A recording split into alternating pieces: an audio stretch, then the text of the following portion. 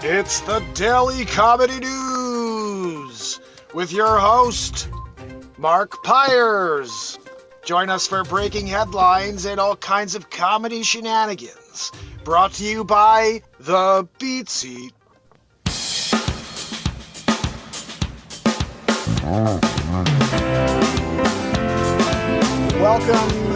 Welcome to the longest running daily variety show on the planet, the MarkinsPires show, day 1926 in a row.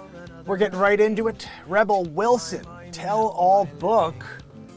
It's been delayed indefinitely in Australia amid the Sacha Baron Cohen harassment allegations. I'm not sure if you guys heard about this. I really haven't heard much about it yet, so we're going to see if we can read the story together. It's going to be a super quick show today. I got a lot going on. We'll be back later on for some music, so join us. Please hit the bell, turn on all notifications. This is a daily show twice a day since December 31st, 2018. The release of Rebel Wilson's memoir, Rebel Rising, has been delayed in Australia and in the UK.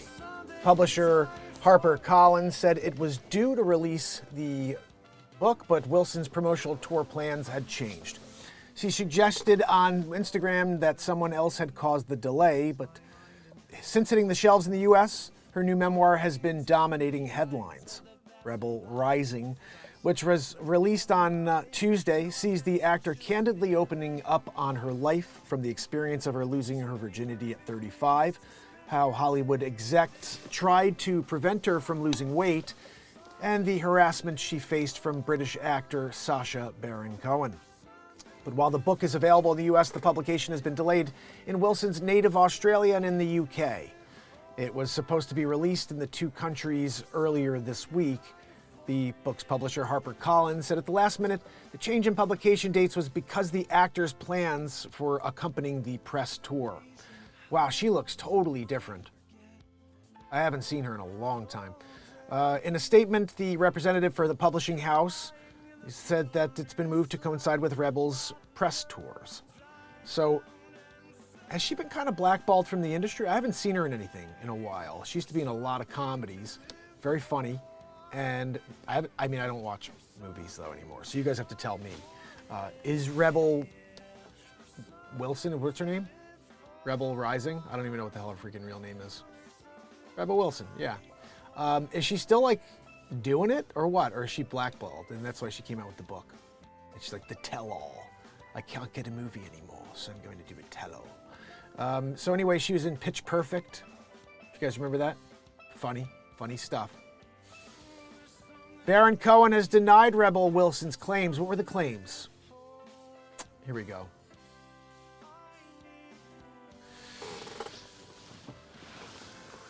Potential legal action by Sacha Baron Cohen. However, the posting on social media said Wilson herself appeared to suggest the delay was not due to any press tour and that somebody else was behind it. Let's see. No request for comment was given, but let's see. Regular working hours. What else do we have? Baron Cohen denied the claims. I already said this, that he harassed her by pressuring her to get naked and asking her to perform lewd acts without her prior consent while filming. I know he dropped a video of her like suggesting cool things and funny things she could do. Make her case, you know what I mean? Can we get a woohoo from Matt Zabrowski? He's our woohoo guy. Woohoo! Zabrowski jumped it. I was trying to point to you. BDP, how are you? Will, how you doing?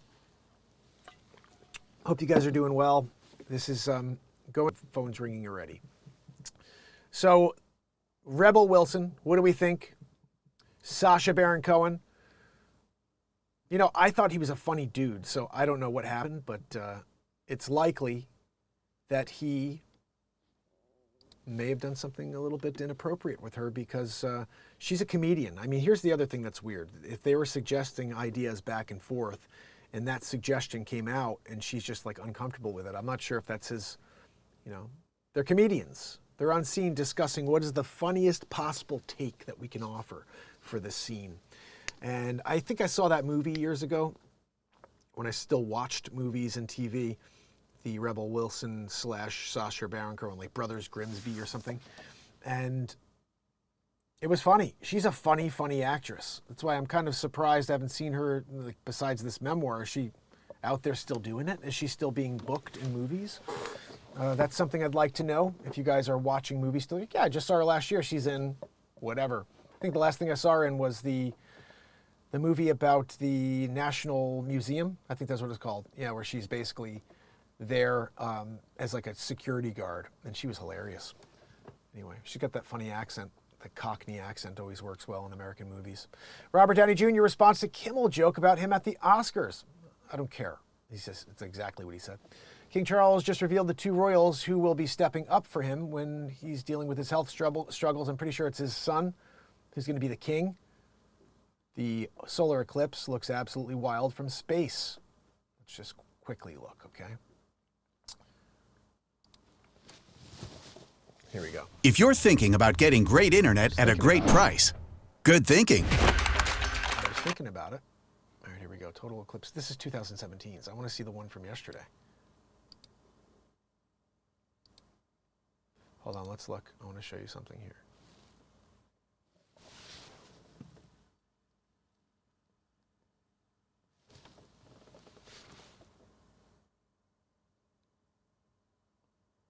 Wow, it's like... What's kind of weird is that you when you're in it, you feel like it's like the whole world is being covered in darkness. But it's just this one little area on Earth. Because the Earth is so freaking big. It's just crazy. It's so crazy to see that. Anyway, guys, that's it's a very short little vibe today, but I got such a crazy day ahead of me. And I have to figure out how to do about 5 different things. And my son has his first baseball game today at 5:30, I think. I cannot wait to see him on the field. Miss baseball. It's like my favorite thing. I still have my couple game balls here from when I was a kid. Pitcher.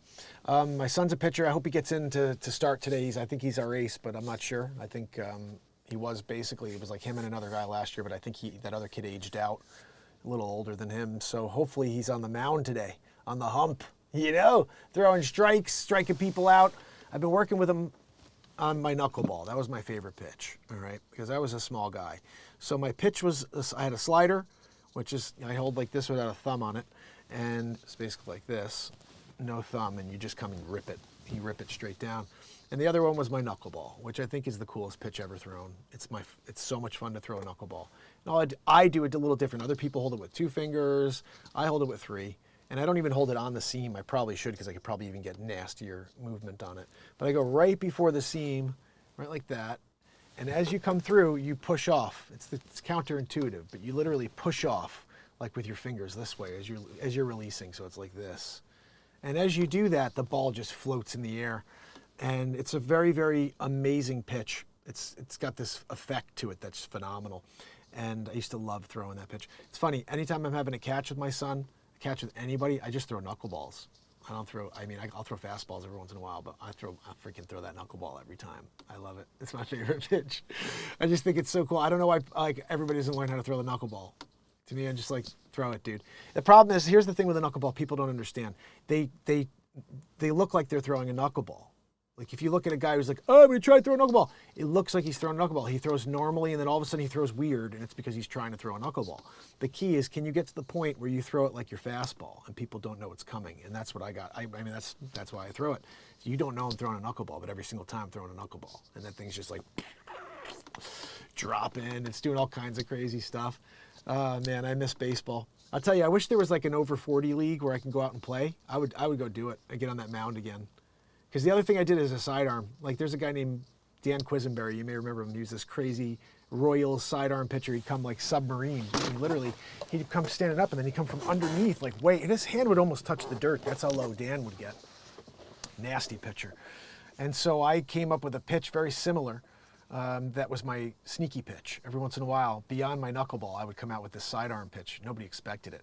Like I always imagine this. You're a pitcher and you're in the majors. Every single time you're coming through, you're coming from right here the whole time. And all of a sudden on one pitch, you just go whack and you come in from the side like submarine style, but you could throw a strike.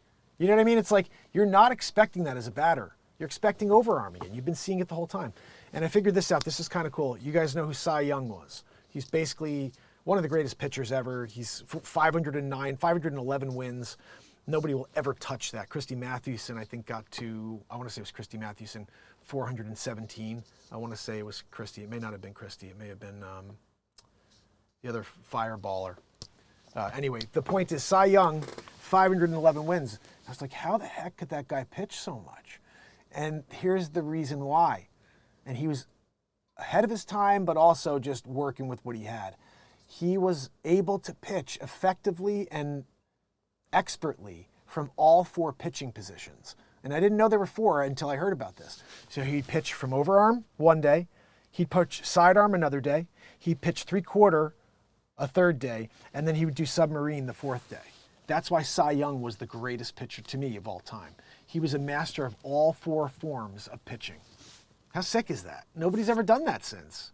And I realized when I was throwing knuckleballs and then occasionally doing a sidearm, I was doing 2 of the 4 possible things you could do as a pitcher. And now that I'm saying this out loud, I'm thinking if I get my son to be a master of all 4 of those pitching positions, pitching from where he pitches, he already kind of pitches from 3/4 sometimes, but learn the sidearm the way I was doing it, and then also submarine it every once in a while. What? Dude would be going pro. You know what I mean? Lefty, he's a lefty. Like I'm a righty, and he's small. I was small. He's small. I hope he grows because the kid can throw like 71 right now, is like 112 pounds. So I never hit 71 when I was his age. So I'm thinking he's got something real here as a lefty because that ball moves a lot more as a lefty. He gets that knuckleball lefty. If he could throw the knuckleball from all 4 positions, throw all of his pitches from all 4 positions, I mean, that's what I would do if I can go back in a time machine now. I'd be like, yeah, dude, I'm going to be a master of all 4 positions. No one knows what's coming. You have no idea what I'm going to do next. Like, lethal. And they'll be like, well, I'm going to do 4 pitches and I'm going to look the same as I throw all 4 pitches. It's going to be best. Yeah, that's a great strategy too. If you could become like that, it starts here and it ends there and like ridiculous movement because you've mastered that. But why not do it and turn it into 16, you know? I got 16 pitches that I could throw and nobody knows what's coming. That's some craziness right there. So anyway, gosh, I got to roll. Short show today, guys, short show, but I will be back later, okay? We have a lot to do. We have a lot to discuss. We have a lot of comedy and music coming at you tonight. Let me see if there's anybody on with us. I see Jim. Hold on a second. Let me run over here. BDP, Will, Jim, good to see you guys. You're awesome. Thank you for being here with me. Basically, the show is short today because I was supposed to get on a lot earlier, first of all. But I've got a pretty crazy day ahead. Trying my best to get out some content for you, though. I have a few things that I've been working on, some songs, and other stuff. So, if you guys have a chance, hit the bell while you're here, leave a comment on YouTube, subscribe, turn on all notifications, and we'll be back later for a second show. And I appreciate you. Thank you so much for being here. Phil Necro, that's right, brother. Will, used to love Phil Necro. Necro brothers, those guys are nasty. The couple sick knuckleballers over the years, really, really sick. Tim Wakefield was one of them. We miss you, Wakefield. You were an awesome knuckleballer for the game. Oh, goodness. So, guys, see you a little later. Oh, Doc! Yes, please leave a comment after the show. Guys on Clapper, head over and subscribe to those channels I mentioned. X, Rumble, YouTube. See you guys a little later. You got to go at least until later on. I got a guitar here writing songs later.